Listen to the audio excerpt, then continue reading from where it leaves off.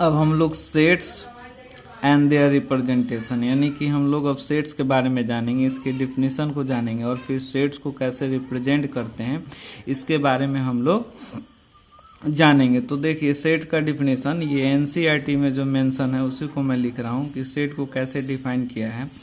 A set is a well defined collection of object, यानी कि यहाँ पे सेट को आप देख सकते हैं कि सेट को यहाँ बतलाया जा रहा है कि ये सेट जो है वो कलेक्शन ऑफ ऑब्जेक्ट है ना। सेट क्या है तो कलेक्शन ऑफ ऑब्जेक्ट को ही सेट कहते हैं, लेकिन ये कलेक्शन ऑफ ऑब्जेक्ट कैसा होना चाहिए तो वेल डिफाइंड होना चाहिए। मैं एक चीज और बतला दूं आप लोगों को कि सेट्स को हम लोग जनरल लाइफ में भी यूज करते हैं, जैसे बर्तन set, sofa set, glass set, लेकिन हमारे मैथमेटिक्स में सेट्स वर्ड्स को कुछ खास मतलब तरीके से डिफाइन किया जाता है, इसको मेन हम लोग को समझना है। तो जनरल लाइफ में भी सेट्स को as a collection of object के रूप में लिया जाता है, लेकिन मैथमेटिक्स में सेट को सिर्फ कलेक्शन ऑफ ऑब्जेक्ट के रूप में नहीं लिया जाता है, इसमें सेट्स को कलेक्शन ऑफ ऑब्जेक्ट्स के रूप में लिया जाएगा, लेकिन एक कंडीशन है उसमें कि वह कलेक्शन ऑफ ऑब्जेक्ट क्या होना चाहिए, वेल डिफाइंड होना चाहिए। अब रही बात कि वेल डिफाइंड का क्या मतलब होगा यहाँ पे, तो वेल डिफाइंड को हम लोग को मैं अपने से बतला दूं आप लोग को कि वेल डिफाइंड का मतलब ये हुआ कि हम लोग उसको अच्छा से आइडेंटिफाई कर पाए कि उस कलेक्शन ऑफ ऑब्जेक्ट्स में कौन कौन शामिल है, यानी कि आपको अच्छा से आइडेंटिफाई हो जाए वह कलेक्शन ऑफ ऑब्जेक्ट्स, यानी कि उस ऑब्जेक्ट का जो कलेक्शन है उसमें कौन कौन से ऑब्जेक्ट्स हैं उसको आप अच्छा से आइडेंटिफाई कर ले। यहाँ पे वेल डिफाइंड का यही सेंस होता है। तो इसको हम लोग एग्जाम्पल से समझने की कोशिश करेंगे। मान लीजिए suppose that the collection of all intelligent students in your class, यहाँ पे देख सकते हैं कि यहाँ पे कलेक्शन है, किस चीज का कलेक्शन है तो all intelligent students in your class, यानी आपके क्लास में जितने भी इंटेलिजेंट तेज स्टूडेंट्स हैं उनका कलेक्शन है। तो जाहिर सी बात है कि यहाँ भी कलेक्शन है, किसका कलेक्शन है तो इंटेलिजेंट स्टूडेंट्स का। लेकिन अब हमको ये कंफर्म करना होगा, क्योंकि आपको मालूम होना चाहिए कि सेट सिर्फ कलेक्शन ऑफ ऑब्जेक्ट्स तो नहीं हो सकता है, उसके लिए क्या होना चाहिए, वेल डिफाइन होना चाहिए। तो उसी तरह से यहाँ पे कलेक्शन तो है किसका तो ऑल इंटेलिजेंट स्टूडेंट्स का, लेकिन अब ये कंफर्म करना होगा कि ये वेल डिफाइन है कि नहीं। तो हमने अभी आपको बतलाया कि वेल डिफाइन का ये सेंस होता है कि आप आइडेंटिफाई कर पाए कि उस कलेक्शन में कौन कौन से ऑब्जेक्ट शामिल हैं। अब यहाँ पे आप जो collection of all intelligent students कह रहे हैं तो कलेक्शन तो इंटेलिजेंट स्टूडेंट्स का हो रहा है आपके क्लास में, लेकिन क्या आप आइडेंटिफाई कर पाएंगे कि इंटेलिजेंट स्टूडेंट्स आपके क्लास में कौन कौन से हैं। मोहन, सोहन और मोनू जो है वही इंटेलिजेंट स्टूडेंट्स है, बाकी मान लीजिए जो भी स्टूडेंट्स है क्या वो इंटेलिजेंट नहीं है। क्या इंटेलिजेंसी का कोई क्राइटेरिया होता है कि हम कुछ खास स्टूडेंट को इंटेलिजेंट कहें और कुछ खास स्टूडेंट को कहें कि ये इंटेलिजेंट नहीं है। हो सकता है कोई मैथ्स में तेज हो तो कोई इंग्लिश में तेज हो, ये भी हो सकता है कि कोई मैथ्स के किसी खास चैप्टर में तेज हो तो कोई किसी दूसरे चैप्टर में तेज हो। तो इंटेलिजेंसी का कोई क्राइटेरिया नहीं होता है, तो इसलिए हम लोग यहाँ पे कलेक्शन ऑफ ऑब्जेक्ट जरूर देख रहे हैं इंटेलिजेंट स्टूडेंट्स का, लेकिन ये वेल डिफाइंड नहीं है, क्योंकि collection of object he set नहीं बनता है, उसके लिए वेल डिफाइन होना चाहिए। तो यहाँ कलेक्शन ऑफ ऑब्जेक्ट तो है लेकिन वेल डिफाइन नहीं है, हम आइडेंटिफाई नहीं कर पा रहे हैं कि इस कलेक्शन ऑफ इंटेलिजेंट स्टूडेंट्स में हमारे क्लास में कौन शामिल होंगे और कौन शामिल नहीं होंगे। चलिए एक नेक्स्ट लेते हैं,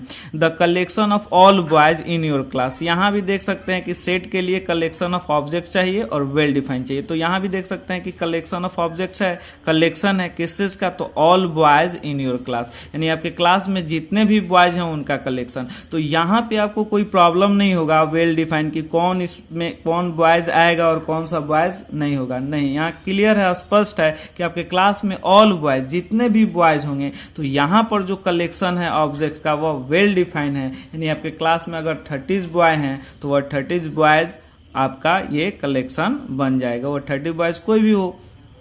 तो यहाँ पे तो ये नहीं होगा कि आइडेंटिफाई करने में यहाँ पे आपको मुश्किल नहीं हो रहा है, यहाँ पे आपको क्लियर हो जा रहा है। उसी तरह से एक और हम लोग जानेंगे डिफिनेशन से, सॉरी एक और स्टेटमेंट लेते हैं sentence, the collection of 4 natural number. यहाँ देख सकते हैं कि यहाँ भी कलेक्शन है 4 नेचुरल नंबर का।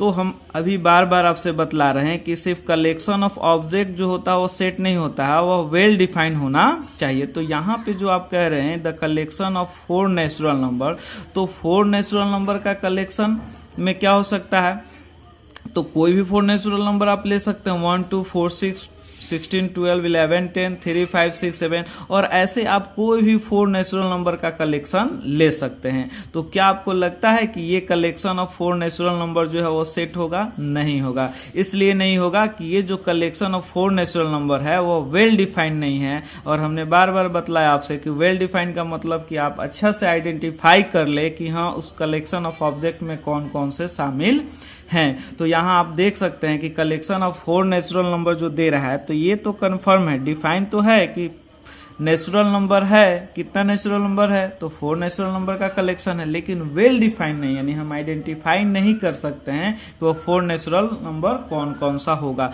तो ये जो कलेक्शन आप लोग देख सकते हैं ये कलेक्शन वेल डिफाइंड नहीं है। चलिए अब हम लोग नेक्स्ट एग्जांपल ले रहे हैं। ये देखिए the collection of 4 natural numbers less than 5। यहाँ पे जो कलेक्शन है 4 नेचुरल नंबर का यहाँ भी कलेक्शन है, लेकिन यहाँ पर एक कंडीशन है कि लेस देन 5 यानी कि 5 से कम होना चाहिए।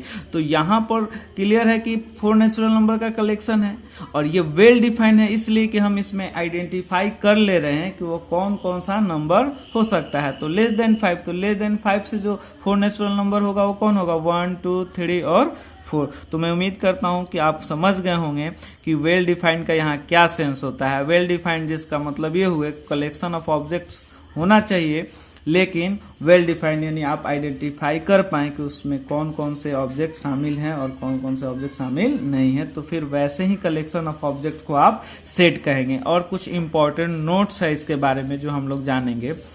इसमें देख सकते हैं आप लोग, इसमें लिखे हुए हैं कि object in the set is not repeated, यानी आप लोग यह जो सेट देख रहे हैं ये सेट है, तो इस सेट को आप लोग ध्यान रखेंगे कि इस सेट में 1 2 3 4 जो भी देख रहे हैं ये नंबर, तो ये नंबर जो है या ऑब्जेक्ट्स जो देख रहे हैं ये ऑब्जेक्ट्स रिपीटेड नहीं होना चाहिए। यानी कि एज फॉर एग्जांपल जैसे मान लीजिए 1 2 2 3 4, तो यहाँ पे 2 2 नहीं होना चाहिए, यानी रिपीट नहीं होना चाहिए, यानी एक ही बार इसको लिया जाता है। इसमें मैथमेटिशियनों के बीच में विवाद भी होता है, कुछ लोग कहता है 2 बार भी है तो एक ही बार लिया जाएगा, कुछ लोग कहता है होता ही नहीं है। एनसीईआरटी के हिसाब से देखा जाए तो एक ही बार होना चाहिए, यानी रिपीट नहीं करना चाहिए, यानी ये नहीं होना चाहिए। उसके बाद में और भी कुछ बात है कि objects belongs to the same group, यानी कि जो ऑब्जेक्ट्स होना चाहिए वह एक ही ग्रुप से होना चाहिए, एक ही ग्रुप से होना चाहिए। जैसे ये नंबर्स है तो नंबर्स ही होना चाहिए, स्टूडेंट्स है तो स्टूडेंट्स ही होना चाहिए। अब ये नहीं कि इसी में आप क्या कर दिए नंबर्स को भी शामिल कर दिए,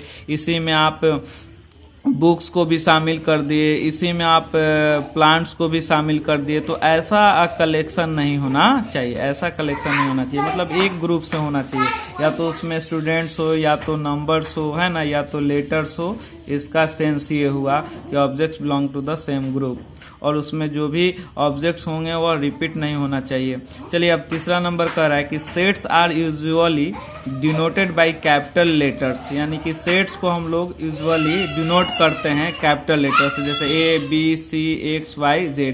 जैसे एज फॉर एग्जांपल 1 2 3 मान लीजिए एक सेट हो गया, यहाँ पे एक सेट हो गया, तो इस सेट को हम लोग इस कैपिटल लेटर से डिनोट कर सकते हैं। चाहे मान लीजिए 2 4 हो गया, तो इस सेट को हम लोग कैपिटल लेटर से ऐसे डिनोट कर सकते हैं। तो सेट्स को हमेशा हम लोग कैपिटल लेटर से यूज करते हैं। अल्फाबेट का जो कैपिटल लेटर होता है ABCXYZ देख सकते हैं, हम लोग किसी भी कैपिटल लेटर ऑफ अल्फाबेट से हम लोग किसी सेट को रिप्रेजेंट कर सकते हैं, डिनोट कर सकते हैं। रिप्रेजेंट करने का जो तरीका है इसके बाद हम लोग जानेंगे।